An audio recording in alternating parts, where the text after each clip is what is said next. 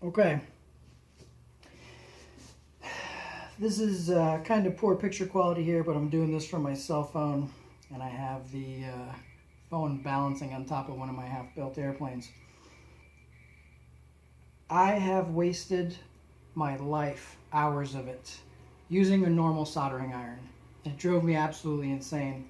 I started flying model airplanes, and we have large connectors that need to be soldered.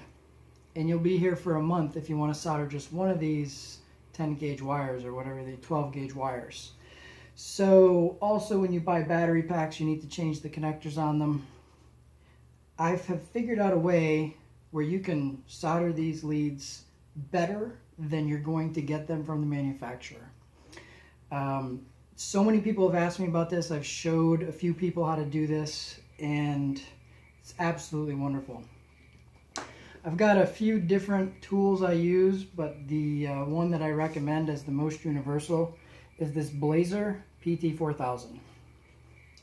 This thing is a pencil torch. It runs off of this stuff. You don't use a lot of it. I bought a whole case of it, and I still haven't gone through one bottle.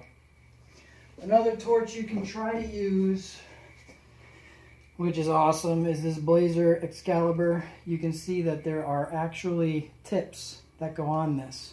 This is also a pencil torch. You don't necessarily need this PT4000, but the PT4000 is pretty ridiculous, so you want to have it. This also is a pencil torch. You can see that's the torch there. Adjustable flame. But if you have to do some soldering where you actually want a tip, you've got a tip, and you don't have to wait an hour for it to heat up. So, wonderful. So, you got your PT4000, got some flux. I'm going to solder some of these EC5 connector female plugs onto this 12 gauge wire. I'm going to squirt a little bit of flux in here. Here we go. I'm going to take a pair of hemostats like this. If you're using a battery, I tend to, let's see what we got here. I'll take the battery in my hand so I don't burn it. That's one thing you have to pay attention to, is not starting something else on fire when you're using one of these torches. Let's pretend I was going to solder this wire.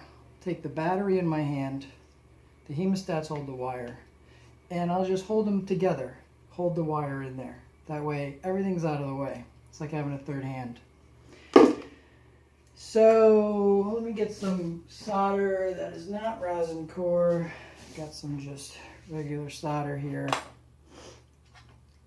I will solder this lead, and you'll see how fast it goes. It's awesome. Now this I just unsoldered from a factory lead that had male plugs on it. I took these off. Now when you do this, I usually keep a pair of connectors that I don't use for anything except jamming in the vise. That's these male connectors here. Here's the female that I want to solder. I'll take the ends, drop them down. I prefer ends that are totally cupped and concave. I do not like these little half concave ones because these are designed for the antiquated method of using an iron. I don't know. I'll never use another iron ever again. So let's just get to it, huh? PT4000, turn it on, pop it on something, flame starts. It heats up really fast. Use the tip of the flame just like high school chemistry. You might get a little flare up, but it's already hot. I'll fill the well with solder. Not all the way to the top because I don't want it to overflow. And I'll fill this one up.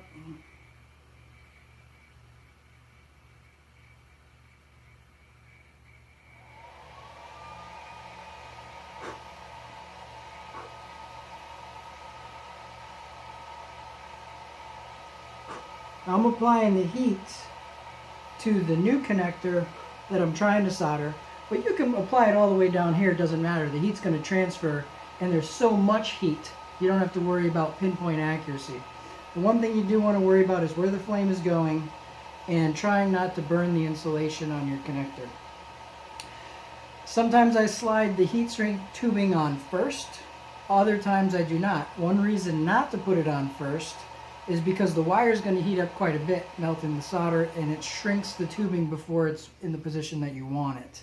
So if you have small heat shrink tubing that won't fit over this tube, then you want to put it on first. If not, slide it on after. Check this out. I'm applying heat. I'm waiting for the solder to melt, and there it is, that quick, it's melted. I'm going to slowly apply this. This wire is already tinned, and I just don't want to overflow it.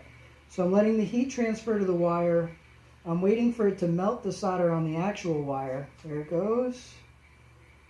And I'm waiting for it to draw in the solder, which it's doing now. Remove the heat, hold in the center position, and you've got a perfectly soldered wire that will never ever come loose, and you'll have 100% transfer of power from your batteries or your power source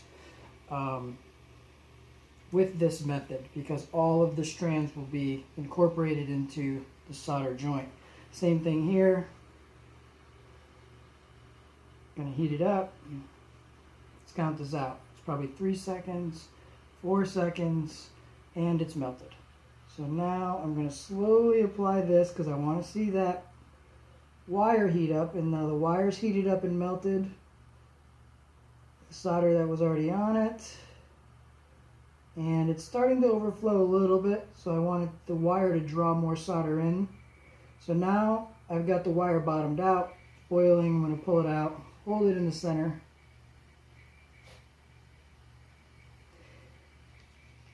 One-handed use, the PT4000's off. This part remains hot. The stand keeps it so you can rest it down on something. I don't know what the video can see, but it will rest on a table like this so it doesn't melt whatever it touches. When you go to pick it up again, don't grab the end, it's probably like 500 degrees. Now, you'd see this. Boom, perfectly soldered. I'll show you how quick it is to do 2 more. Those are going to be hot, so you don't really want to touch them. Drop those on. Again, I love one-handed operation items. Squirt in the flux. PT4000.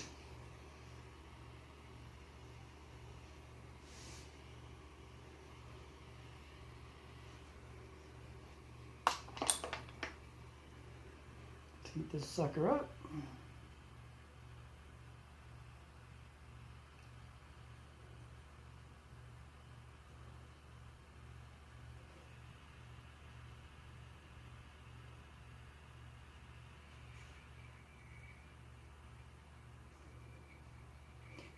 This is one of the reasons why I don't use Dean's connectors, and people are going to go, oh my god, he doesn't use Dean connectors. I hate them. And I hate them because I can't solder this way with them. You gotta use some old school iron. You know, Dean's connector's been around for so long. They're just so old school. And these are awesome. Do they wear out? You might be able to wear one out. But so what? Because when you realize it's worn out, you're only changing one connector, and it takes about a second to do with this method. I'll hold this out of the way. Heat this up. I'll do this one first. This wire is already tinned because I unsoldered it from another connector. Let that heat up. I don't want to jam this wire in. I want to let it also heat up and let the solder melt. And then I want the wire to pull in the solder so that it doesn't overflow when I push it in. And here we go. That's just a little bit of flux coming out.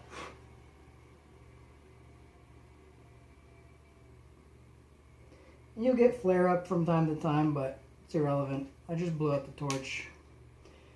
Click it off. That's soldered. Let's grab my other wire. Alrighty. Here we go. So convenient. I bring this thing to the field and I have soldered tiny little wires while they're still in my airplanes with this tool. That flame is on high. I could turn it down really low. I'm running out of fuel in this one though, so I gotta keep it up or it's gonna keep going out on me. So let's heat this up. 1, 2, 3, 4, and it's melted. I'm slowly going to apply the wire. I want the wire to also have its tinned ends melt. And they're melted. Now I want it to draw up the solder into the wire. Slowly move it around. Some of the flux is coming out, no big deal. Remove the heat. Boom. Perfect. You don't even need to use heat shrink if you do this properly. This will change your life. It has changed mine. If it doesn't change your life, well, maybe you're much better at soldering with an iron than I am. But perfectly soldered ends. And I don't know how long that video was, maybe 5 minutes. If you have any questions, you could try to email me, but enjoy.